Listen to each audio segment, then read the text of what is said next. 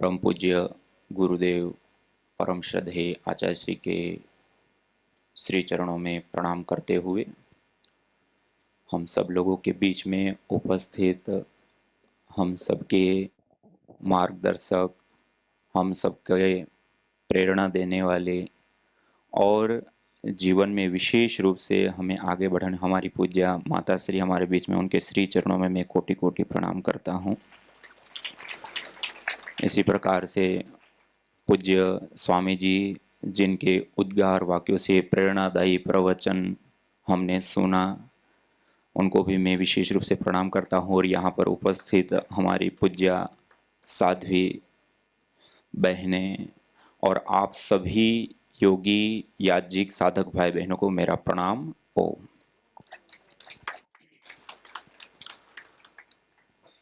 हम अपनी जीवन की यात्रा को आगे बढ़ाते हैं तो उसमें कई सारे पहलू होते हैं और उसको अच्छी प्रकार से पूर्णता से युक्त करने के लिए योग, यज्ञ, आयुर्वेद जो हमारी भारतीय प्राचीन विद्या हैं वो हमें विशेष रूप से सहयोग करती हैं। और ये विद्याएं जीवन विद्याएं हैं और इन विद्याओं से हमारा पूरा जीवन बनता है और उसके विषय में आप निरंतर ज्ञान विज्ञान गुरुधाम में आकर के प्राप्त कर रहे हैं। और हम सब लोगों का यह सौभाग्य है कि परम पूज्य श्रद्धेय स्वामी जी महाराज और परम पूज्य श्रद्धेय आचार्य श्री महाराज जैसे युग पुरुष महापुरुष जिस समय इस धरती पर है उस समय हम भी यहाँ पर हैं और उनके मार्गदर्शन में, उनकी सन्निधि में हमें रहने का, उनका मार्गदर्शन प्राप्त करने का और उनके सन्निधि में सेवा करने का सौभाग्य मिला है। ये हमारा सबसे बड़ा सौभाग्य है। आज थोड़ा सा आपको यज्ञ के विषय में बताएंगे। यज्ञ के कई सारे प्रकार होते हैं, नित्य, नैमित्तिक, काम्य आदि। आज आपके सामने देव यज्ञ जो पंच महायज्ञ जो हमें अपने जीवन और इस जगत को सुंदर बनाने के लिए हमें करना होता है, उसमें जो पंच महायज्ञ उसमें से एक देव यज्ञ, उसके विषय में थोड़ा सा हम जानेंगे। और उसके साथ साथ काम्य यज्ञ के अंतर्गत चिकित्सा यज्ञ, भेषज यज्ञ, औषधीय यज्ञ जो स्वास्थ्य और आरोग्य के लिए किया जाता है, उसके विषय में हम आज विशेष रूप से जानेंगे। देखिए, जब हम यज्ञ हवन अग्निहोत्र करते हैं तो उसके एक दो लाभ नहीं अपितु शुचि जिह्वो अग्नि सहस्रारंभ पवित्र ज्वाला वाली यज्ञाग्नि हमें हजारों हजारों लाभ प्रदान करती हैं, जिसमें दृष्ट लाभ भी होते हैं, अदृष्ट लाभ भी होते हैं, लौकिक, पारलौकिक, भौतिक, आध्यात्मिक, अनेक प्रकार के लाभ समाहित होते हैं। अभी हम जो रिसर्च कर पाते हैं या देख पाते हैं वो बहुत ही भौतिकी की दृष्टि से देखे जाने वाले कुछ लाभों का हम वर्णन कर सकते हैं, देख सकते हैं। दृष्टम अल्पम अदृष्टम अनल्पम, जो देखा जाता है वो बहुत थोड़ा होता है, जो नहीं देखा जाता वो उसके पीछे बहुत कुछ होता है। देखिए, यज्ञ का सबसे पहला लाभ हमारे जीवन के साथ, हमारे जीवन को सुचारू रूप से चलायमान रखने के लिए हमें एनर्जी, शक्ति, ऊर्जा की आवश्यकता होती है और उसको प्राप्त करने के लिए हम आहार लेते हैं। और वो आहार हम तीन रूपों में, ठोस, द्रव और गैस फॉर्म में लेते हैं। ठोस रूप में रोटी, दाल, चावल आदि, द्रव रूप में पानी, दूध, जूस आदि और गैस फॉर्म में प्राणवायु को हम लेते हैं। अभी जो तीन रूपों में हम आहार लेते हैं उसमें सबसे अधिक हमारा कोई आहार होता है जो 24 घंटे में लिए जाने वाला, तो वह होती है वायु। करीब करीब वयस्क व्यक्ति 11,000 लीटर से भी अधिक वायु का हम प्रयोग करते हैं। और उसके साथ साथ यदि हम इंपॉर्टेंट आहार देखें, अधिक तो है ही, उसके साथ महत्वपूर्ण आहार भी यदि हम देखें तो जैसे ठोस रूप आहार, रोटी, दाल, चावल आदि हैं, उसको हम लेना छोड़ दे तब भी हम 2-3 सप्ताह, 2-3 महीना जीवित रह सकते हैं। द्रव रूप आहार, पानी, दूध, जूस आदि ना ले तब भी हम 2-3 सप्ताह जीवित रह सकते हैं। लेकिन वायु रूप आहार ना ले तो 2 से 3 मिनट भी रहना हमारा जीवन मुश्किल हो जाता है।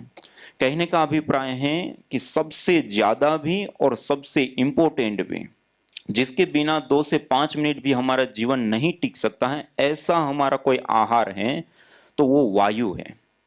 सामान्य रूप से हमारा ध्यान इस वायु के ऊपर नहीं होता है।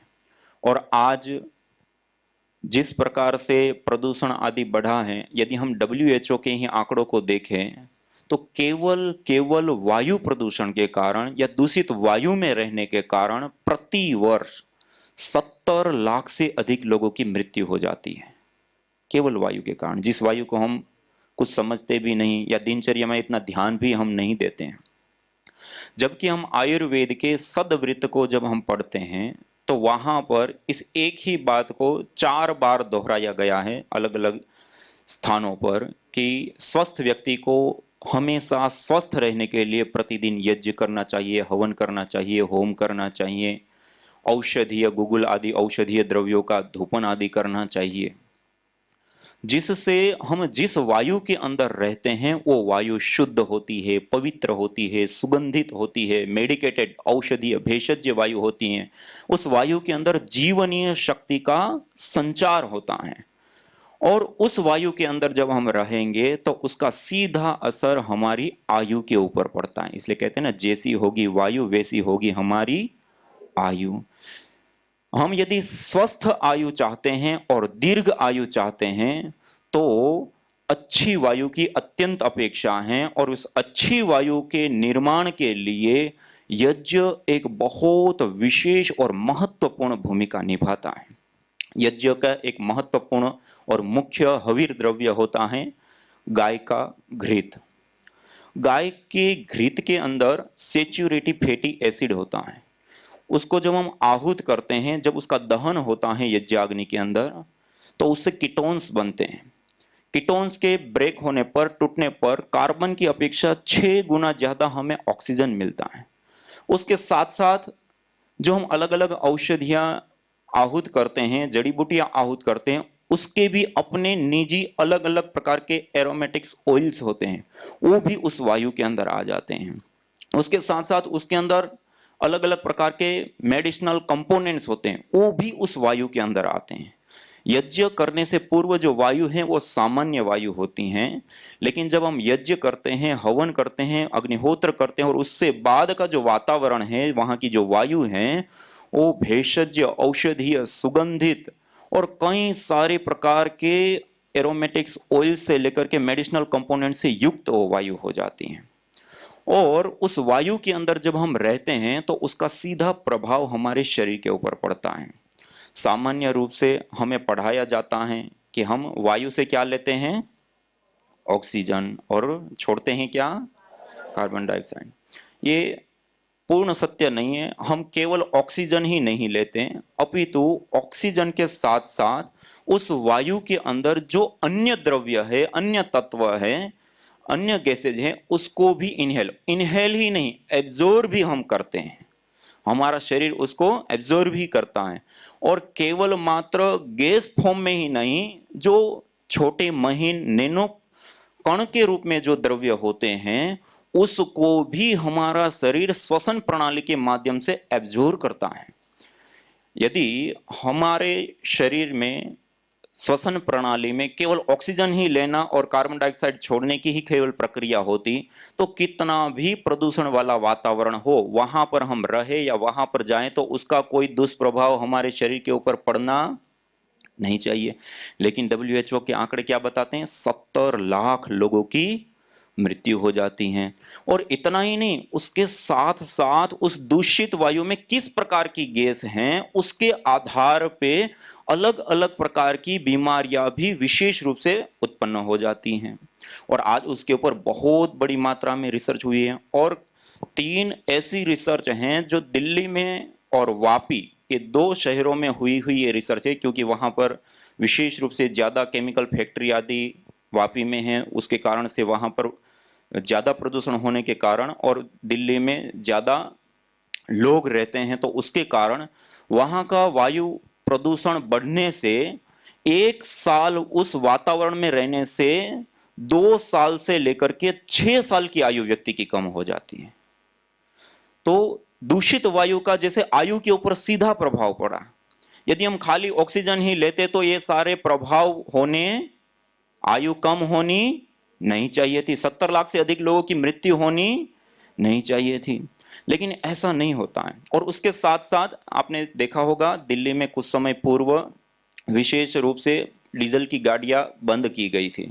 उसके बाद जब पेट्रोल की गाड़ियां बढ़ गई तो पेट्रोल का दबाव के साथ जब दहन होता है तो लेड की मात्रा विशेष ज्यादा मात्रा में उत्सर्जन होता है। उसके कारण से दिल्ली के वातावरण के अंदर लेड की मात्रा बढ़ गई और उसके बाद की रिसर्च रिपोर्टों में पाया गया कि वो लेड की मात्रा लोगों के ब्लड के अंदर भी पाई गई और उसका माध्यम वायु ही बताया गया, श्वसन प्रणाली ही बताई गई। मानी गैस के साथ साथ जो छोटे छोटे महीन आपने 2.5 से लेकर के 10 तक के पार्टिकल बीच बीच में आप सुनते रहते हैं, वो जो पार्टिकल होते हैं वो भी हमारे शरीर के अंदर इनहेल होते हैं, एब्जॉर्ब होते हैं और उसका प्रभाव, वो कैसे पार्टिकल हैं या कैसी गैसें हैं उसका प्रभाव हमारे शरीर के ऊपर भी पड़ता है। जैसे हमने पेट्रोल, कोयला, डीजल या इस प्रकार की चीजों को जलाया तो दूषित हैं तो उसका प्रभाव हानिकारक हुआ। इसी प्रकार से जब हम यज्ञ करते हैं, हवन करते हैं, अग्निहोत्र करते हैं, उसमें जीवंत जड़ी बूटियां हैं, गाय का घृत हैं और ये जो द्रव्य का दहन होता है तो उससे एथिलीन ऑक्साइड, प्रोपिलीन ऑक्साइड से लेकर के ग्वाइकोल, मेथोनोमाइल, थोजोन, बोर्नियोल, गुगुलस्टेरोल से लेकर के कितने सारे ऐसे मेडिसिनल कंपोनेंट्स जो हमारे स्वास्थ्य के लिए, आरोग्य के लिए अच्छे होते हैं, उसका भी इसमें विशेष रूप से उत्सर्जन होता है। इसके लिए अपने यहाँ पतंजलि रिसर्च फाउंडेशन में एक केमिस्ट्री लैब की एडवांस टेक्नोलॉजी होती हैं, gas chromatography mass spectroscopy, GC-MS-MS। ये एक ऐसी मशीन होती हैं जो किसी भी गैस फॉर्म में जो चीजें होती हैं उसको हम माइक्रो लेवल पर एनालाइज करके उसके अंदर कौन कौन से तत्व कितनी कितनी मात्रा में हैं उसको आइडेंटिफाई कर सकते हैं और उसके साथ साथ उसका प्रभाव क्या होगा उसके ऊपर भी हम विशेष रूप से जान सकते हैं। और हम जो दैनिक यज्ञ करते हैं उस यज्ञ को करने पर जो धूम्र होता है उस धूम्र को जब उसके अंदर एनालाइज किया गया तो आपको जानकर के आश्चर्य और गर्व होगा कि उसके अंदर मल्टीपल मेडिसिनल कंपोनेंट्स और अवेलेबल फॉर्म में हम श्वसन प्रणाली के माध्यम से उसको एब्जॉर्ब करते हैं, उस फॉर्म में वो पार्टिकल भारी मात्रा में पाए गए। और वो जो वातावरण है यज्ञ से निर्मित हुआ, उस वातावरण के अंदर हम जब रहते हैं तो उसके अलग अलग कई सारे लाभ होते हैं। उसमें सबसे पहला और महत्वपूर्ण लाभ होता है कि जो 24 घंटे लिए जाने वाला हमारा सबसे ज्यादा और इंपॉर्टेंट आहार है उसका शोधन, पोषण और संवर्धन होता है। दूसरा, हम जिस वायु के अंदर 24 घंटा श्वास लेते हैं उसके अंदर दो प्रकार के पार्टिकल होते हैं, एक होते हैं धन आवेशित कण और एक होते हैं ऋण आवेशित कण, एनायन और केटायन इसको कहते हैं।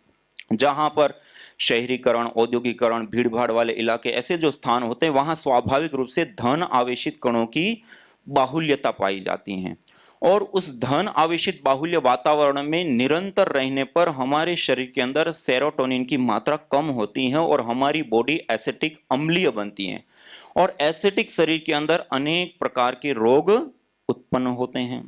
और दूसरे होते हैं ऋण आवेशित कण, जहां पर नदी है, झरने हैं, समुद्र के तट है, पहाड़ी क्षेत्र है, घने जंगल हैं, ऐसे स्थानों पर स्वाभाविक रूप से ऋण आवेशित कणों की बाहुल्यता पाई जाती है। और उस वातावरण में जब हम निरंतर रहते हैं और श्वास प्रश्वास की क्रिया करते हैं तो उससे हमारे शरीर के अंदर सेरोटोनिन की मात्रा बढ़ जाती है और हमारी पूरी बॉडी अल्कलाइन होती है। और सेरोटोनिन एक ऐसा महत्वपूर्ण हमारे शरीर का केमिकल है, हार्मोन्स हैं, जो एक गुड हार्मोन्स के रूप में भी काम करता है और उसके साथ साथ न्यूरोट्रांसमीटर के रूप में भी वो विशेष रूप से एक सहभागिता या भूमिका निभाता है और उसकी मात्रा विशेष रूप से बढ़ती है और उसके साथ साथ हमारी पूरी बॉडी को अल्कलाइन करने में वो विशेष रूप से लाभकारी, हितकारी और उपयोगी होता है। आज छोटी छोटी इस प्रकार की इलेक्ट्रॉनिक डिवाइस भी आती हैं जो कमरे आदि में लगा करके हम कमरे की वायु को ऋण आवेशित करते हैं और उसमें रह करके बॉडी को अल्कलाइन आदि किया जाता है। और जहां पर घना जंगल होता है दूर दूर तक, वहां के वातावरण में प्रति क्यूबिक सेंटीमीटर एयर के अंदर 200 से 400 ऋण आवेशित कण पाए जाते हैं, जिसको हम कहते हैं ना बहुत ही अच्छा एटमॉस्फेयर। महानुभाव, जिस स्थान पे हम 10 से 15 मिनट का यज्ञ, जो देव यज्ञ करते हैं, जिस स्थान पे प्रतिदिन ये यज्ञ किया जाता है, वहां के वातावरण में प्रति क्यूबिक सेंटीमीटर के अंदर 300 से 400 ऋण आवेशित कण पाए जाते हैं। ये इतनी बड़ी मात्रा, जो घना जंगल होता है वहां का जो वातावरण होता है, ऐसा वातावरण हम स्वयं अपने घर के अंदर निर्मित कर सकते हैं। और उस वातावरण में रह करके हमें स्वयं भी और हमारे छोटे बच्चों से लेकर के बुजुर्ग तक जितने भी घर परिवार के सदस्य, वो सब उस वातावरण में रह करके बॉडी का अल्कलाइन होना, गुड हार्मोन्स का बढ़ना, उससे स्वाभाविक रूप से लाभान्वित होते हैं। इसके अलावा तीसरा लाभ देखिए, आपने कोरोना काल में देखा होगा बहुत बड़ी मात्रा में लोग प्रभावित हुए, और कोरोना काल में कुल मिलाकर के भारत में करीब 5 लाख के करीब लोगों की मृत्यु हुई। लेकिन हम देखें तो इस प्रकार की कितनी, जैसे टीबी, प्रति वर्ष 5 लाख लोगों की मृत्यु हो रही है भारत जैसे देश में।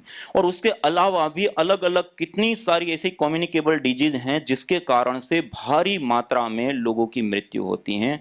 और आज पूरे वर्ल्ड के आंकड़ों को हम देखें तो प्रति वर्ष 2.25 करोड़ लोगों की मृत्यु होती है केवल बैक्टीरिया, वायरस और फंगस जनित बीमारियों से। और वो भी आज हम इतने सारे सैनिटाइजर से लेकर के हैंड वॉश से लेकर के साबुन आदि कितनी सारी चीजों का हम साफ सफाई ध्यान रखते हैं और प्रयोग करते हैं, उसके बावजूद के ये आंकड़े हैं। तो कहने का अभिप्राय है कि जो ये बैक्टीरिया, वायरस, फंगस है, उससे हम विशेष रूप से प्रभावित होती है। और सबसे बड़ा आंकड़ा है मृत्यु का, कम्युनिकेबल डिजीज के कारण होने वाला आंकड़ा। और उसमें भी एक सबसे बड़ा कारण है जो आज हम सबके हाथ में है। अभी पिछले दिनों एक रिसर्च स्टडी की गई, एक हॉस्पिटल के अंदर, ऑपरेशन थिएटर के अंदर एक इन्फेक्शन फैला, उसके कारण से पता चला, और एक बड़ी स्टडी की गई। और उस स्टडी में कितने ड्राइवर, दुकानदार, डॉक्टर, कंसल्टिंग करने वाले और अलग अलग कैटेगरी के लोगों के मोबाइल और मोबाइल कवर लेकर के उसको स्वाइप करके माइक्रोबायोलॉजी लैब में टेस्ट किया गया। महानुभाव, हमारे घर के टॉयलेट सीट के अंदर भी जितने खतरनाक और बड़ी मात्रा में बैक्टीरिया नहीं होते हैं, उससे भी कई गुना ज्यादा बैक्टीरिया हमारे मोबाइल और मोबाइल के कवरों के ऊपर पाए गए। हम दिन में कितनी बार उस मोबाइल को छू रहे हैं, हम गिन नहीं सकते हैं। और सफाई कितनी बार करते हैं,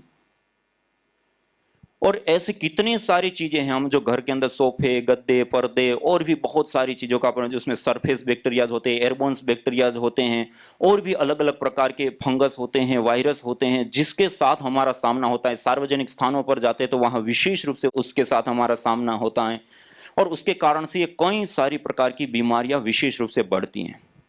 लेकिन जो हम ये देव यज्ञ करते हैं, अग्निहोत्र करते हैं, हवन होम करते हैं, उससे उत्पन्न धूम्र को जब एनालाइज किया गया तो उसके अंदर विशेष रूप से माइक्रोबायल एक्टिविटी देने वाले कंपोनेंट्स पाए गए।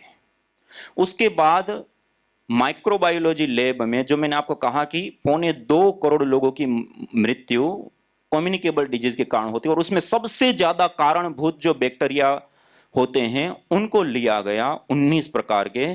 और उसके ऊपर इस यज्ञ के धूम्र का एक्सपोजर देकर के अलग अलग परीक्षण किए गए। महानुभाव, आपको जानकर के गर्व होगा कि एक बार मात्र के यज्ञ से 65% से लेकर के 96% बैक्टीरिया, वायरस, फंगस नष्ट हो जाते हैं एक बार मात्र से। और कुछ रिसर्च में यह भी पाया गया कि अब जैसे बंद एरिया के अंदर जब हम हवन करते हैं, कोई हॉल है, कमरा है, घर है, बंद अवस्था में हम हवन करते हैं, तो उसका प्रभाव कब तक रहता है। एक बार किए गए यज्ञ का माइक्रोबायल एक्टिविटी पर प्रभाव 15 दिन से लेकर के 1 महीने से भी ज्यादा रहता है। कुछ बैक्टीरिया ऐसे होते हैं जो 15 दिन के बाद फिर वापस उत्पन्न होने लगते हैं या बढ़ने लग जाते हैं, और कुछ ऐसे होते हैं जो 1 महीने के बाद भी उस वातावरण में उत्पन्न नहीं होते हैं। तो कहने का अभिप्राय है कि हम छोटा सा भी यज्ञ अपने घर के अंदर करें तो कभी भी हमारे छोटे बच्चों से लेकर के बड़े बुजुर्ग तक कभी कोई बीमार होंगे नहीं। ये भी एक विशेष प्रकार का लाभ हमें प्राप्त होता है। इसी प्रकार से यज्ञ के अंदर विशेष नैनो पार्टिकल पाए जाते हैं। 50 नैनोमीटर से लेकर के 250 नैनोमीटर के बीच के मेडिसिनल नैनो पार्टिकल यज्ञ के धूम्र के अंदर होते हैं। आज आपने देखा होगा नैनो टेक्नोलॉजी के ऊपर कई सारा काम होता है, नैनो मेडिसिन से लेकर के अलग अलग चीजों का उत्सर्जन आदि होता है और उसके ऊपर अलग अलग कार्य किया जाता है। महानुभाव, यज्ञ जो हम करते हैं उससे उठने वाले धूम्र के अंदर नैनो पार्टिकल होते हैं और वो नैनो पार्टिकल मेडिसिनल पार्टिकल होते हैं और पावरफुल पार्टिकल जिसको कहा जाता है, जो 50 से लेकर के 500 नैनोमीटर जो के पार्टिकल होते हैं, वो सबसे ताकतवर, पावरफुल या उसके अंदर जो निहित शक्ति होती है, सामर्थ्य होती है, वो प्रकट अवस्था में या उद्भुत अवस्था में आ जाती हैं। वो विशेष रूप से हमें इसके अंदर प्राप्त होता है। तो कहने का अभिप्राय है कि यज्ञ अपने आप में एक नैनो टेक्नोलॉजी है। यज्ञ के माध्यम से हम आवश्यकता अनुसार नैनो पार्टिकल का उत्सर्जन कर श्वसन, स्पर्श आदि के माध्यम से उसका भी हम विशेष रूप से लाभ उठाते हैं और उससे हमें कई सारे प्रकार के लाभ विशेष रूप से प्राप्त होते हैं। देखिए, हम जो यज्ञ करते हैं उस यज्ञ के ये विभिन्न जो हमने लाभ देखे, ये सारे स्थूल लेवल के लाभ हैं। इसके अलावा भी कई सारे ऐसे लाभ हैं जो हमें अलग अलग तरीके से लाभ प्रदान करते हैं। उसमें से सबसे प्रधान और महत्वपूर्ण और विशेष एक लाभ होता है, हम जब यज्ञ करते हैं तो हमें सुगंधी आती है ना, वो यज्ञ के अंदर आहूत किया हुआ घृत और जो जड़ी बूटियां हैं उसके जो जड़ी बूटियों के एरोमेटिक्स ऑयल्स होते हैं और घी की भी अपनी एक निजी एक विशेष सुगंध होती हैं, वो उस वायु के अंदर आती हैं। जब उसको एनालाइज किया तो पता चला उसके अंदर परफ्राल और गुगुलस्टेरोल होता है। परफ्राल एक ऐसा तत्व होता है जिसको सोमनस्यकारी कहा गया, जो मन को प्रसन्न करने वाला, मन को आह्लादित करने वाला, मन को रिलैक्स करने वाला, स्ट्रेस, तनाव, डिप्रेशन आदि से मुक्ति देने वाला विशेष कंपोनेंट्स उस यज्ञीय सुगंध के अंदर होता है। और जब हम यज्ञ करते हैं, हवन करते हैं, अग्निहोत्र करते हैं, उससे उत्पन्न ये जो धुनी है, ये जो सुगंधी है, उसको जब हम इनहेल करते हैं तो हमारे गुड हार्मोन्स तो बढ़ते ही बढ़ते हैं, उसके साथ साथ हमारे न्यूरोकेमिकल्स के ऊपर भी उसका प्रभाव पड़ता है। जो हम मंत्र का पाठ करते हैं और ये जो सुगंधी लेते हैं, उसके माध्यम से आज भी यदि हम मॉडर्न मेडिकल साइंस की बात करें तो जब हमारे न्यूरोकेमिकल अनबैलेंस हो जाएं तो उसको बैलेंस करने के लिए कोई भी इस प्रकार की सटीक दवाई नहीं कि ये दवाई या ये कंपोनेंट्स या ये मेडिसिन दे दो तो ये ठीक हो जाएगा। इसको केवल निद्रा के लिए या सोने की जो दवाइयां होती हैं उसको दे करके चलाया जाता है। और जब हम मंत्र पाठ के साथ विधि विधान से जो यज्ञ करते हैं और यज्ञ के उपरांत गुगुल आदि की जो धुनी आदि हम करते हैं और उसकी जो सुगंधी सुरभि होती हैं और ये पूरा जो वातावरण होता है, उस वातावरण में रहने मात्र से, उस यज्ञ को करने मात्र से 3 महीने के अंदर अंदर हमारे न्यूरोकेमिकल बैलेंस में आ जाते हैं। और इसके साथ साथ विशेष रूप से जो हम अग्नि का प्रयोग करते हैं, ये यज्ञ के अंदर जो अग्नि होती है वो मुख्य द्रव्य है। अग्नि ही सर्वा देवता कहा, अग्नि समस्त देवता है। और अग्निर्वै देवानाम मुखम कहा, और अग्नि समस्त देवताओं का मुख भी है। और ये जो अग्नि होते हैं उसके कई सारे गुण होते हैं, अलग अलग बहुत सारे गुण होते हैं और उन गुणों से हम विशेष रूप से प्रभावित होते हैं। अग्नि का एक गुण ऊष्मा होता है, तो हम अग्नि के पास बैठते तो ऊष्मा हमें प्रभावित करती है, नहीं करती है? इसी प्रकार से अग्नि का एक विशेष गुण प्रकाश होता है, जब अग्नि के पास बैठते तो हमें प्रकाशित करती हैं। इसी प्रकार से कई सारे अलग अलग अग्नि के विशेष गुण हैं, उसमें से अग्नि का एक प्रधान और मुख्य विशेष गुण होता है सत्व गुण। क्या होता है? हर कोई द्रव्य को छोड़ते तो किधर जाता है? नीचे की ओर जाता है, लेकिन अग्नि किधर जाती है? ऊपर की ओर जाती है। ऊर्ध्वम गच्छन्ति सत्वस्था। कहने का अभिप्राय है कि ये सत्व गुण से युक्त होती है। और जब हम प्रतिदिन यज्ञ करते हैं, उपासना करते हैं, जब हम यज्ञ करते हैं तो अग्नि की उपासना हम कर रहे हैं और अग्नि के समीप बैठते हैं और अग्नि के जो ये सारे गुण हैं वो हमारे मन को, हमारे तन को, हमारे पर्यावरण को, इन सब को सत्व गुण से भरने का काम करते हैं और विशेष रूप से हमें लाभान्वित करने का काम करते हैं। इसलिए अग्नि जो है एक अपने आप में विशेष देवता और धरती का साक्षात लाइव देवता भी है अग्नि।